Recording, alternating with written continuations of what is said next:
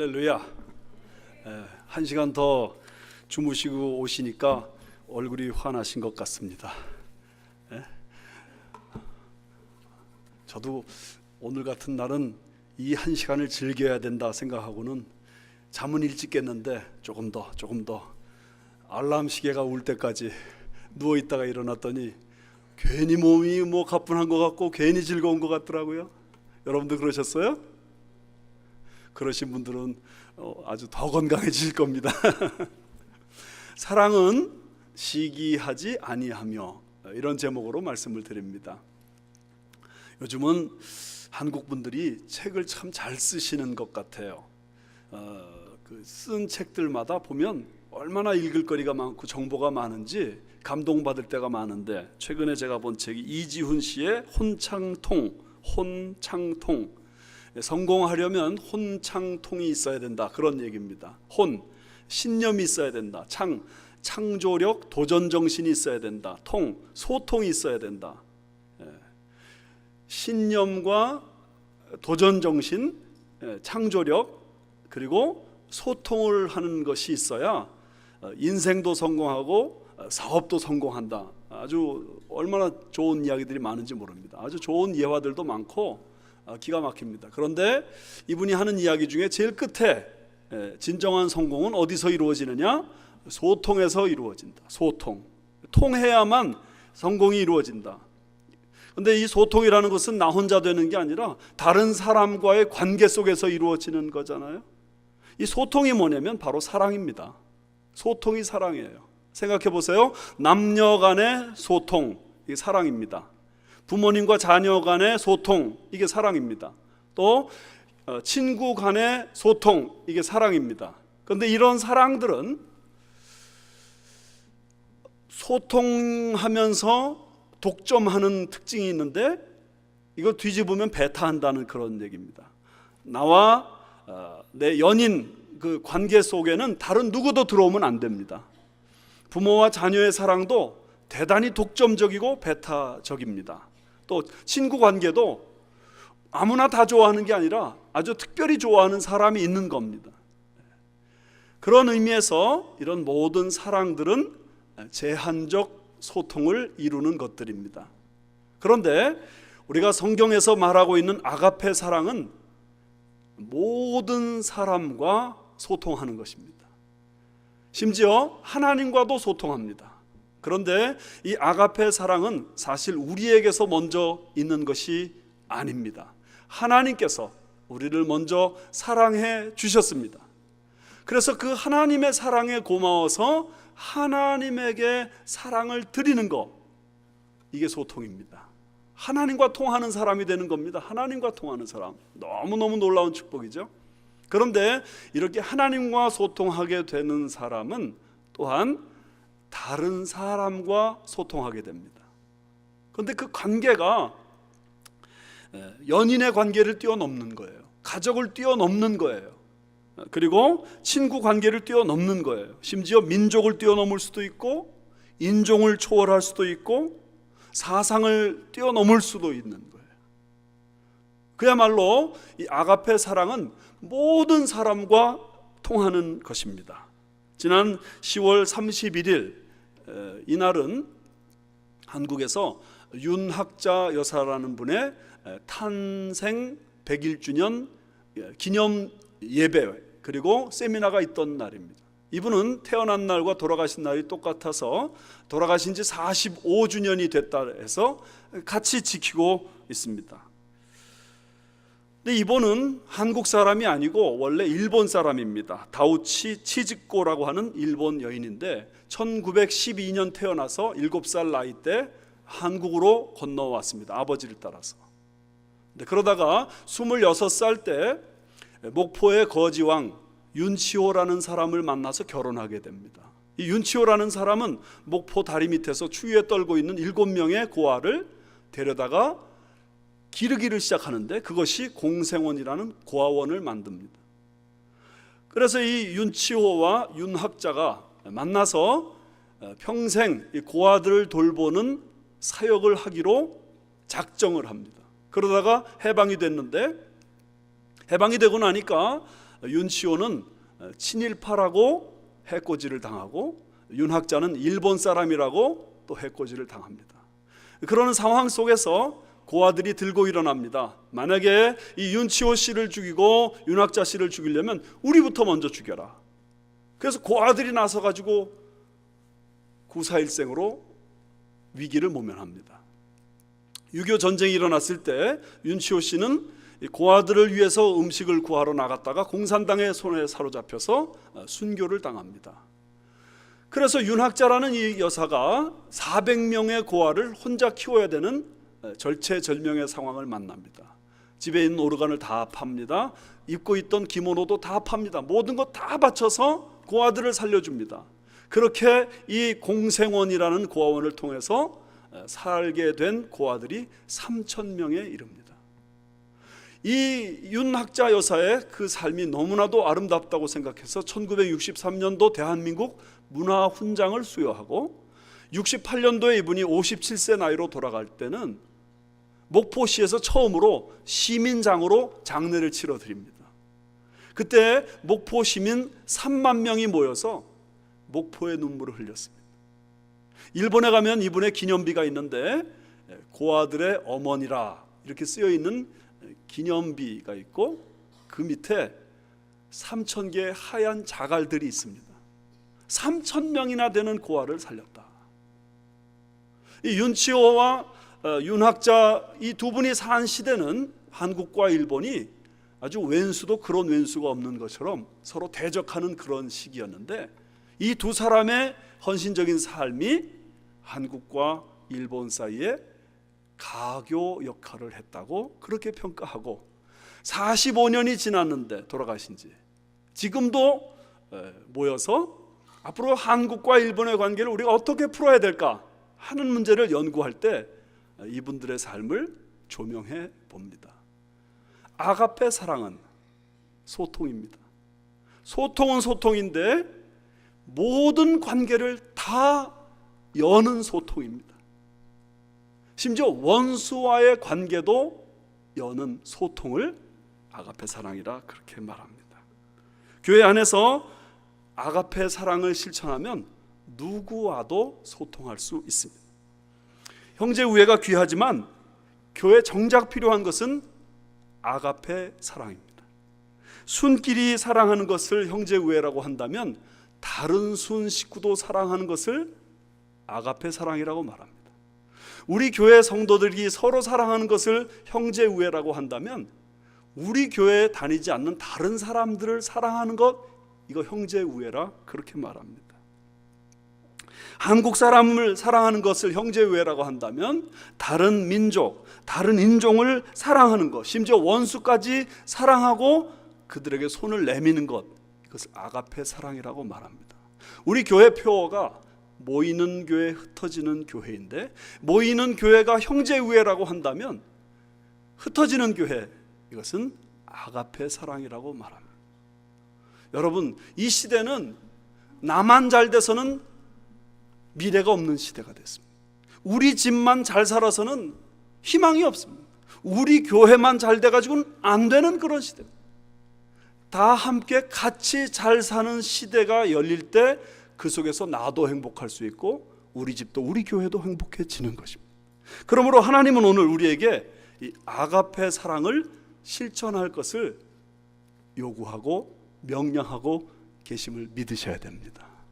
저는 그동안 사랑에 대해서 2주 동안 말씀을 드렸습니다. 사랑은 무엇인가? 오래 참고 온유한 것이라고 말씀드렸습니다. 오래 참는 것은 무엇인가? 나에게 악을 행하는 사람에 대해서 견뎌주는 것을 말합니다. 온유한 것은 무엇인가? 나에게 악을 행하는 사람을 견뎌줄 뿐만 아니라 그에게 선을 행해 주는 것입니다.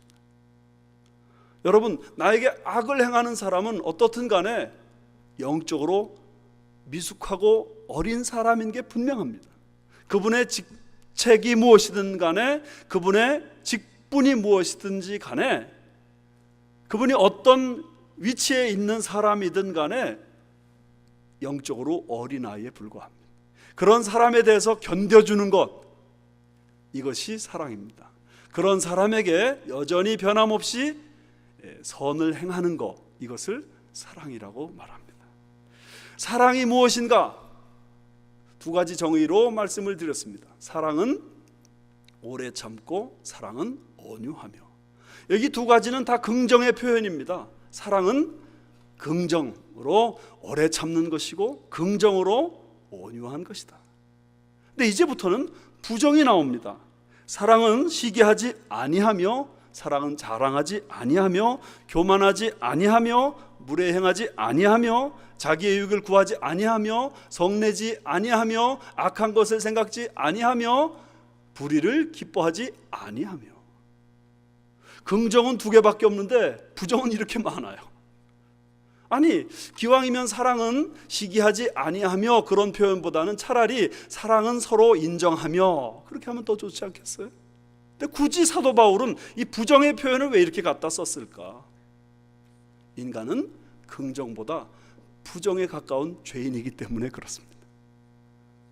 우리는 인정하는 쪽이 가까운 사람이 아니라 생내적으로, 천부적으로, 부정적으로 시기하는 쪽이 훨씬 가까운 사람들이기 때문에 그렇단 말이에요. 우리는 불의를 즐기는 사람이고, 우리는 악한 것을 생각하는 사람이고, 우리는 성내기를 좋아하는 사람이고, 우리는 교만한 사람이고 자랑하기를 좋아하는 사람이기 때문에 그렇습니다.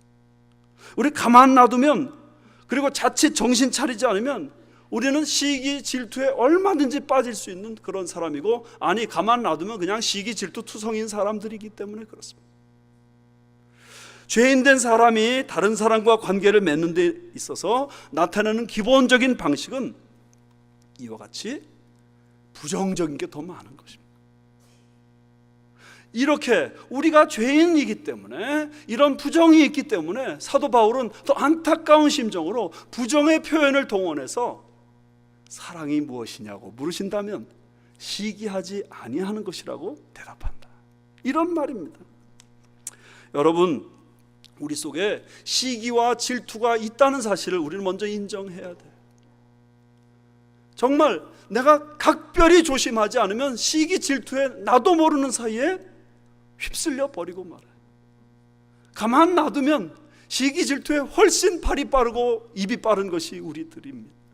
어떤 마을에 두 라이벌 경쟁관계의 장사꾼이 있었습니다. 이 두 사람은 아주 서로 심하게 경쟁을 했는데, 한 사람이 가격을 내리면 다른 사람은 더 많이 가격을 내립니다. 한 사람이 사은품을 내걸면 다른 사람은 더 좋은 사은품, 더 값비싼 사은품을 내겁니다. 그러면서 마치 이 두 사람은 장사를 잘 하겠다는 게 아니라 서로 상대방을 망하게 하려고 하는 사람인 것처럼 보여질 정도로 그렇게 행동을 합니다. 한 사람에게 어느 날 천사가 내려왔어요. 천사가 말합니다. 네가 원하는 건 내가 주겠다. 뭐든지 원하면 내가 너에게 주겠다. 이 사람 깜짝 놀래가지고 내가 원하는 게 뭘까 생각하고 말을 하려고 딱 하는 순간 천사가 한마디 더 합니다. 잠깐만. 그런데 내가 원하는 거 반드시 주겠지만, 내가 원하는 것을 내가 가지게 되는 날에는 내 경쟁자는 2배로 가진다. 내가 자동차를 원하면 내가 자동차를 주겠지만 내 경쟁자는 자동차를 2대 밟게 될 것이고, 내가 100만장자를 원하면 내가 100만장자 되게 만들어 주겠지만 내 경쟁자는 더 큰 부자가 될 것이다. 이 사람이 당황하고 가만히 생각하다 대답을 이렇게 했습니다. 천사님, 그러면 제 눈 하나만 뽑아 주십시오. 아직 못 알아듣는 분이 계신 것 같아. 내 눈 하나만 뽑아 주십시오. 그러면 저 사람은 분명히 2개 뽑을 테니까. 내가 부자가 되는 건 좋지만 저 사람이 부자가 되는 건 더 원치 않는 것입니다. 차라리 내가 가난해지더라도, 차라리 내가 눈 하나 뽑히는 일이 있더라도 저 사람 2개 뽑히는 게 더 좋겠다. 이게 우리란 말이에요. 시기란 무엇인가? 질투란 무엇인가? 이것은 다른 사람이 잘 되는 것을 한탄하는 것입니다. C.S. 루이스는 이 시기는 가장 혐오스러운 악덕이라고 그랬습니다. 가장 혐오스러운 악덕. 이렇게 말합니다. 다른 누군가 성공을 누리면 시기심은 성난 방울뱀처럼 대가리를 축혀 세운다. 방울뱀이 성난 거 보신 적 있으세요? 전 봤어요. 저하고 싸웠으니까. 고개를 딱 쳐들고 꼬리를 딱 들고선 찌리리리 하는데 이게 매미 소리보다 더 큰 거예요. 이 방울뱀이 공격하려고 태세를 갖추는데 온몸이 얼어붙더라고요. 우리 속에 있는 가장 심각한 악덕, 이게 시기심이에요. 누가 잘 되는 것 보면, 누가 성공하는 것 보면, 누가 나보다 더 가진 것 보면 이런 성난 방울뱀이 대가리를 축혀 세우는 것처럼 우리 마음속에 시기심이 일어난다. C.S. 루이스가 계속 이렇게 말합니다. 시기는 언제나 자신이 생각해낼 수 있는 가장 사실에 근거한 비난 혹은 사실에 가장 근접한 비난을 제기한다. 그래서 상처가 더 깊다. 무슨 말이냐면 시기심이라는 거는요, 아주 너무너무 그럴싸한 명분을 가지고 포장해서 이 시기심이 표현된다는 거예요. 나는 전혀 시기하는 것 같지 않아. 나는 바른 사실만 말하는 것 같아. 그런데 내 마음속 깊은 곳에 동기가 시기심이라는 말이에요. 그럴듯한 명분을 들고 남을 비방하고 그럴듯한 이유로 다른 사람 판단하고 정죄하는데 내 마음속에 움직이는 동기는 시기심이란 말이에요. 그래서 상처가 더 깊다는 거예요. 시기는 행동으로 나타날 수도 있지만 다른 사람을 좋게 평가하지 않으려는 우리의 내면의 은밀한 성향까지 포함하고 있습니다. 그래서 이 시기심이 작동하면 남이 나보다 더 좋은 것 갖고 있는 것, 남이 나보다 더 뛰어난 것 발견하는 순간 내 마음에 분노가 일어나는 겁니다. 헬무트 쉐익이라는 사람은 또 이렇게 말해요. 일생에 단 한 번도 내가 배를 타고 싶은 순간이 없었답니다. 단 한 번도 나는 배 타는 것도 상상도 안 했어. 그런데 남이 괜히 배 가졌다는 그 이유 하나만으로 배가 아파가지고 끙끙대는 거, 이게 시기심이래. 나에게 필요치도 않는데 남이 가졌다는 그 이유 자체만으로 내 배가 아픈 거, 이게 시기심. 토마스 아퀴나스는 그래서 이렇게 말합니다. 우리는 어떤 사람이 우리보다 뛰어나기만 하면 통탄한다. 그 다음이 무서워요. 이거 정확하게 말하면 이거 시기고 이게 바로 죄악이다. 시기심이 가득한 사람은요, 어떤 사람이 그 일 잘해내는 것을 보면 그냥 끌어내리고 싶은 거예요. 그리고 그들이 추락하는 대신 내가 올라가고 싶은 마음인 거예요. 이게 시기심이에요. 오래 참음과 온유함이라는 것은 나보다 못한 사람에 대해서 견뎌내고 선을 베푸는 것을 말합니다. 그런데 이 시기심은 나보다 나은 사람에 대해서 견디지 못하는 겁니다. 나보다 잘 나가는 사람에 대해서 분노를 일으키는 것을 말합니다. 지난주에 신문에 아주 재미있는 기사가 났어요. 아내의 성공은 남편의 두통거리. 아내가 성공하면 남편이 골치가 아프다는 거예요. 미국하고 네덜란드의 이성 커플을 조사했더니 남편들마다 아내가 성공하면 남편들의 자존심이 추락을 한대요. 기가 꺾이는 거예요. 열받는 거예요. 이상하지 않아요? 아내들은 남편이 잘 되면 그런 마음이 아니라는데 남편들은 아내가 잘 되면 골치가 아프고 열이 받쳐지고 삶이 괴롭고 힘들다는 거예요. 왜 그런지 그 이유도 나왔는데, 남자는 어렸을 때부터 지배적인 위치에 서려고 안간힘을 쓰는데 여자는 개인의 목표보다 집단의 조화를 더 유지하기 위해서 노력하기 때문에. 그래서 실제로 남자들은요, 자기가 할 수 있는 능력보다 더 큰 능력이 있음을 자꾸 보이고 싶어하는 그런 성향이 우리 속에 있다.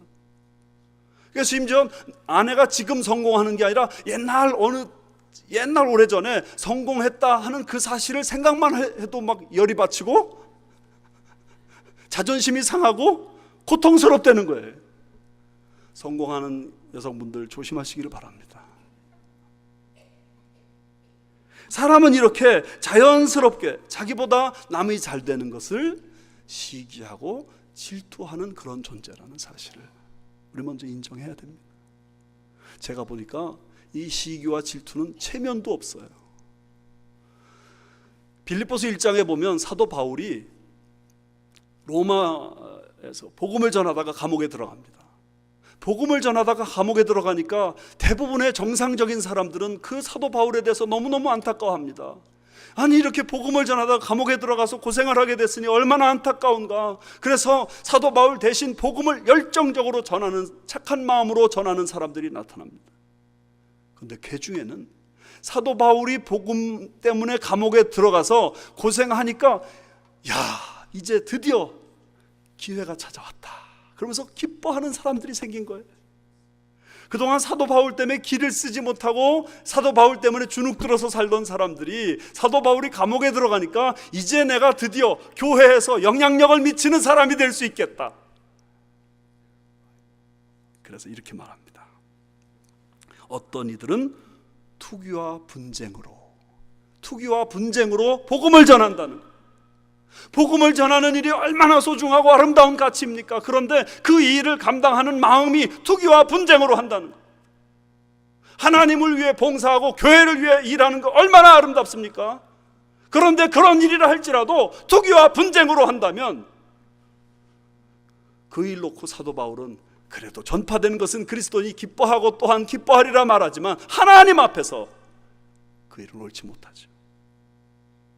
그들은 나의 매임에 괴로움을 더하게 할 줄로 생각하여 순수하지 못하게 다툼으로 그리스도를 전파하느니라. 사도 바울이 감옥에 들어갔는데도 교회가 잘 이루어지면 사도 바울의 마음이 괴롭지 않을까? 이런 참 아주 기가 막힌 체면도 없는 그런 마음으로 교회 일을 한단 말이에요. 이런 사람은 나보다 잘난 사람들, 나보다 더 헌신하는 사람들, 나보다 교회에서 인정받는 사람들이 다 교회에서 없어져야 행복해지는 사람이에요.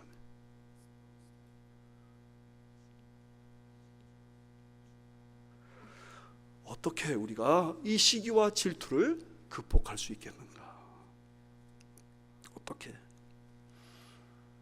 왜 우리가 이 시기 질투에서 벗어나야 됩니까? 먼저 이것이 영적 미성숙의 증거라는 것을 알아야 됩니다. 여러분, 변명하지 마세요. 내 마음에 시기 질투로 뭘 생각하고 말하고 행동했다면 그게 영적 미성숙이에요. 고린도전서 3장 3절에 너희는 아직도 육신에 속한 자로다. 너희 가운데 시기와 분쟁이 있으니 어찌 육신에 속하여 사람을 따라 행함이 아니리요. 부부 사이에 시기와 분쟁이 있어요? 두 사람 다, 아니면 둘 중에 하나가 영적으로 미성숙한 거예요. 교회 안에 시기와 분쟁이 있어요? 그 교회 성도들이 참 영적으로 미성숙한 거예요. 미성숙하니까 나는 바울파, 나는 아볼로파, 나는 베드로파, 나는 그리스도파 이렇게 나눠진다는 거예요. 사도 바울의 논법을 따라서 말하면 이 사람들은 십자가의 도가 뭔지를 모른다 이거예요. 십자가의 도가. 십자가의 도는 내일부터 설교 말씀드리겠지만 신앙생활의 기초잖아요. 그 십자가의 도는 뭐냐면 upside down이에요. 거꾸로예요. 세상적으로 지혜롭습니까? 십자가의 도는 가장 어리석은 사람이라고 말합니다. 세상적으로 바보입니까? 그러면 십자가의 도는 그 사람이야말로 진짜 지혜로운 사람이다. 이게 동양의 사상하고도 통하는 면이 있습니다. 여러분, 처세술 중에 최고의 처세술이 바보처럼 처세하는 겁니다. 바보경이라는 책이 있어요. 정판교라는 사람의. 그 책의 내용은 뭐냐면 바보처럼 처세하라, 지혜로운 자가 된다. 십자가의 도는 거꾸로 처신하는 거예요. 세상 사람들은 생각합니다. 십자가가 무엇이냐? 세상을 정복하려다가 실패한 게 십자가다. 예수 그리스도께서 십자가를 지시는 그 순간 사람들은 다 이제 예수는 끝났다 말했지만 그 십자가 지는 길이 부활의 영광으로 나아가는 길이었고 온 세상을 사망 권세에서 승리로 이끄는 길이었습니다. 할렐루야. 그러므로 정말로 십자가의 도를 아는 사람은 어리석은 자로 자처하는 겁니다. 시기와 분쟁이 왜 일어나요? 나보다 똑똑한 사람, 나보다 잘난 사람, 나보다 더 능력 있는 사람은 못 견디는 거라고 말했잖아요. 그런 의미에서 십자가의 도를 따르는 사람은 자신을 바보연하니까, 자신을 어리석은 자라 하니까 그것이 영적 성숙과 연결되는 것입니다. 고린도전서 3장 18절, 아무도 자신을 속이지 말라. 너희 중에 누구든지 이 세상에서 지혜 있는 줄로 생각하거든 어리석은 자가 되라. 그리하여야 지혜로운 자가 되리라. 부끄러운 고백이지만 저희 부부는 결혼 초창기에 많이 싸웠습니다. 싸울 때마다 거의 3차 대전 수준으로 싸웠습니다. 요즘 들어서 많이 싸우는 게 줄어들었는데 하여튼 결혼 초창기에는 많이 싸웠습니다. 그런데 제가 지금도 부끄럽게 생각하고 가슴 아프게 생각하는 것은 애들 앞에서도 싸웠다는 사실입니다. 어느 날은 애를 가운데 놔둔 채로 저하고 아내하고 설전이 벌어졌습니다. 막 서로 뭐라고 막 해대고 있는데 중간에 그 아이가 어떻게 처신해야 될지를 잘 모르는 거예요. 그때 3살인가 2살인가 그랬으니까.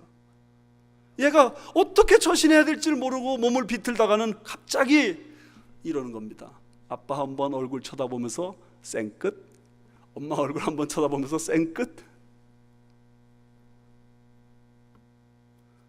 우리 부부가 싸우다가 말고 우리 보고 웃는 그 아이 때문에 마음이 아파가지고 그 자리에서 싸움을 그쳐버렸어요. 그러면서 이 꼬마가, 이 어린애가 우리 가르치는구나.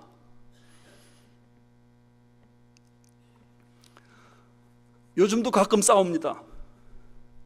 그런데 요즘은 제가 싸움이 끝나고 나면 신경질이 납니다.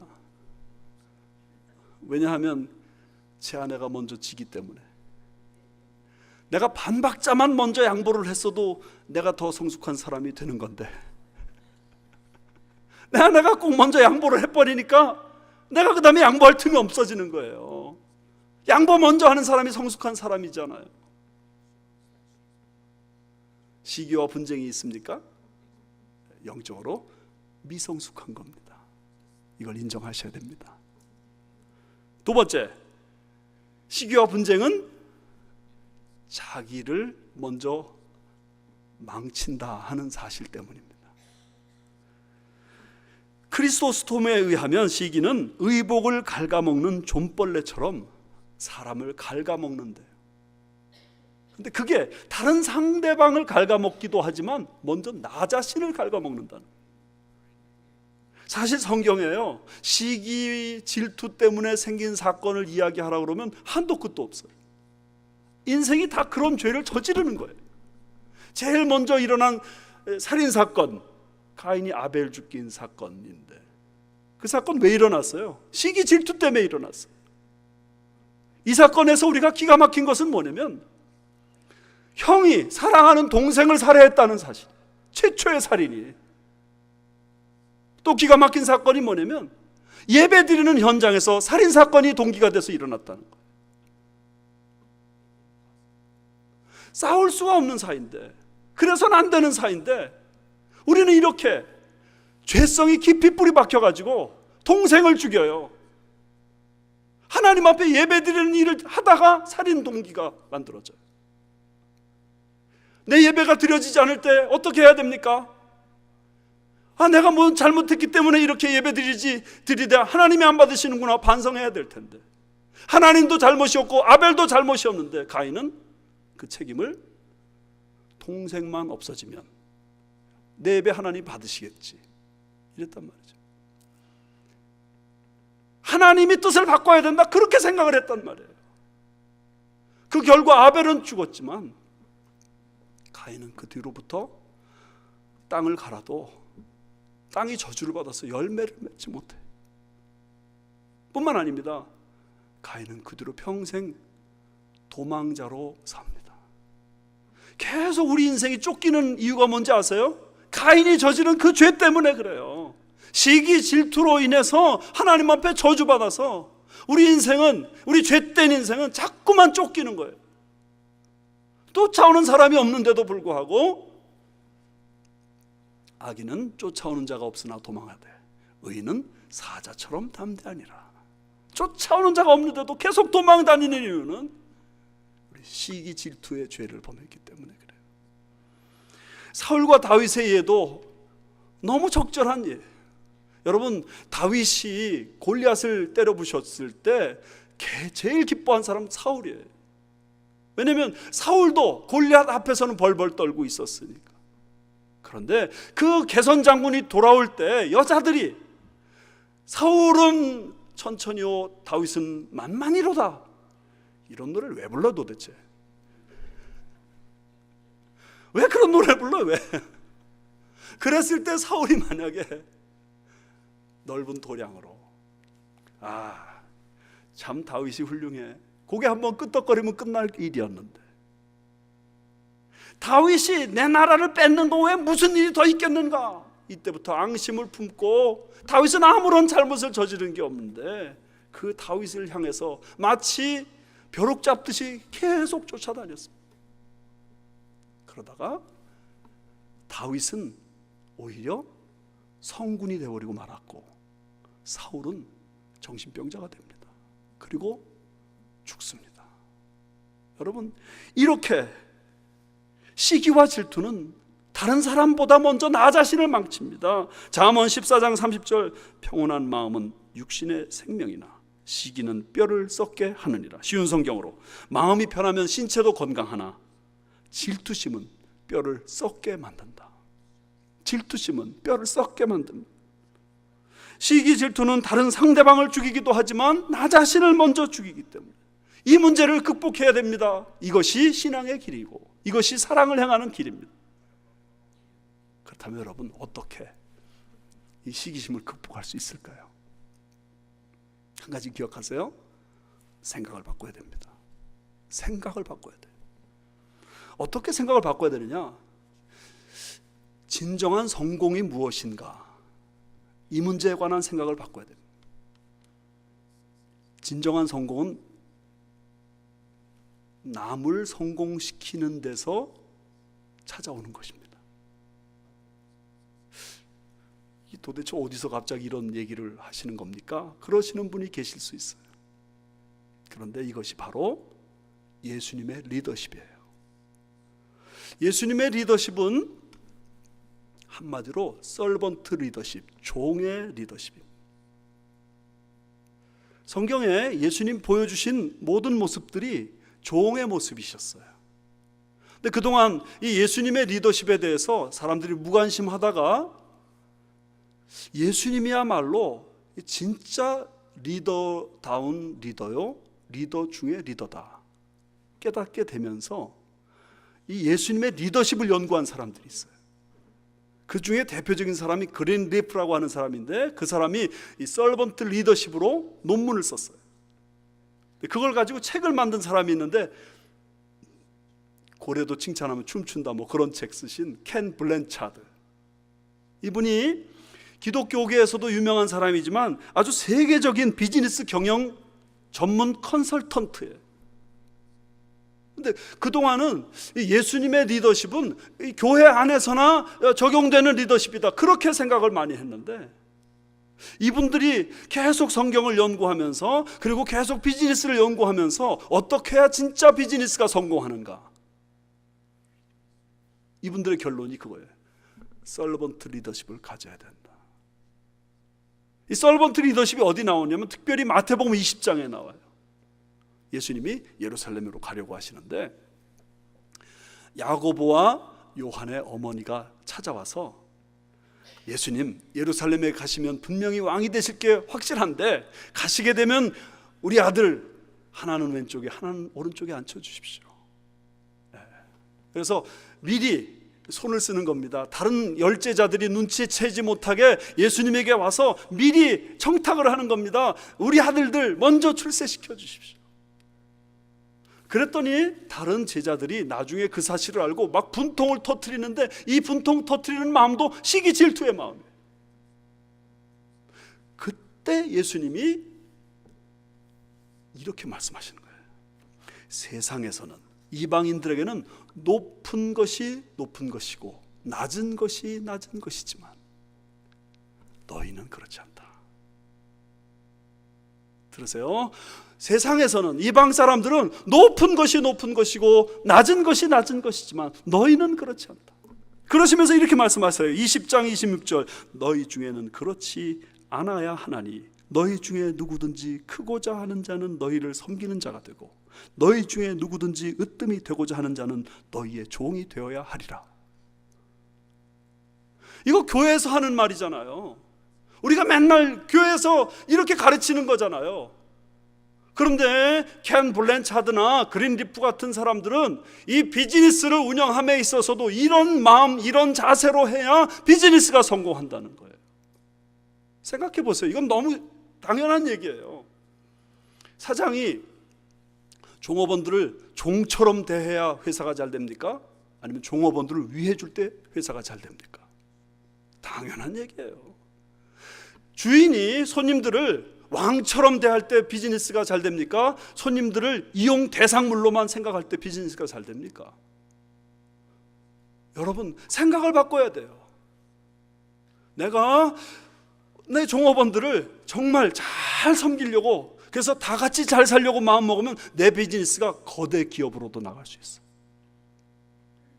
교회 안에서도 마찬가지예요. 내가 시기 질투의 대상으로 생각하는 그 사람을 오히려 가깝게 지내고, 그 사람이 잘 될 때 칭찬해주고, 그 사람이 어려울 때 같이 아파하고 울어줄 때 나도 같이 상승하게 되는 축복을 누리는 겁니다. 어렸을 때 웃으면 복이 와요라는 코미디를 전 참 열심히 봤습니다.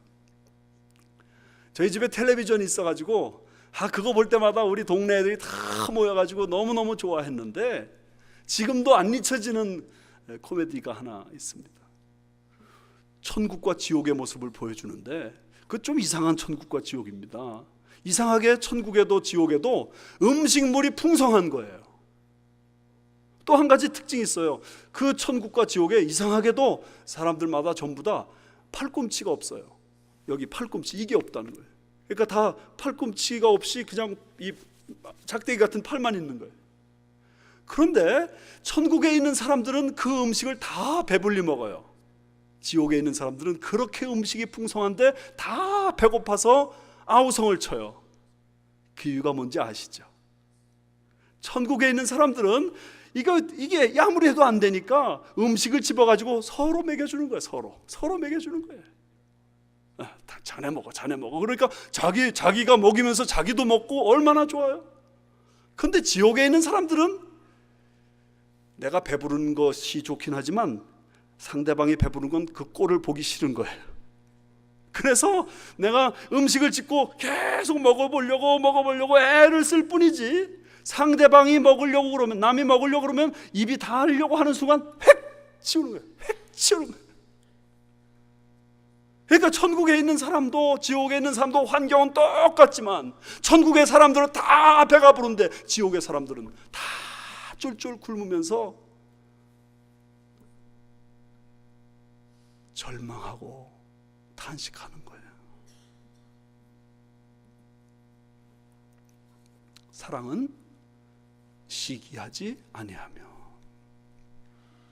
오늘 우리는 성찬식을 거행할 건데, 예수 그리스도께서는 자기 살을 떼어 우리에게 내주셨습니다. 자기 피를 하나도 남김없이 다 부어주셨습니다. 예수님 살 다 떨어지고 피 다 흘리면 남는 게 뭐가 있어요? 그런데 그분은 지금도 온 세상 사람들이 그분 앞에 무릎을 꿇고 찬양과 경배를 드리는 영광의 왕이 되어 계십니다. 그러면서 주님이 우리에게 이 서번트 리더십을 가르쳐 주시는 겁니다. 으뜸이 되고자 하느냐? 남을 섬기는 종이 되어야 된다. 시기하고 질투할 것이 아니라 잘 나가는 사람을 격려해주고 칭찬하고, 안 되는 사람들에게 위로와 격려를 줄 때 우리 공동체는 사랑의 공동체가 되고, 가정도 살고 교회도 살고 이 나라도 살 줄 믿습니다. 이 은혜가 우리에게 임하기를 간절히 소원하시는 저와 여러분 되시기를 바랍니다.